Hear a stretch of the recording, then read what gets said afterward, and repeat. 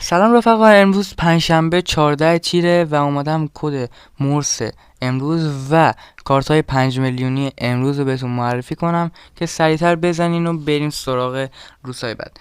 کارت های 5 میلیونیش دوتا از کارتاش داخل بخش اسپشیاله، این کارت و بعدی این کارته.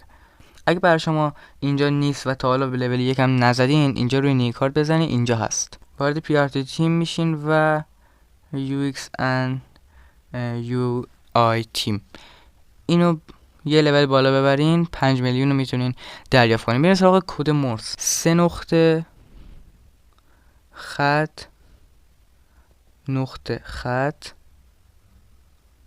خط نقطه خط و نقطه. استیک کد مرس امروز. تا ویدیوی بعد، خدا نگهدار.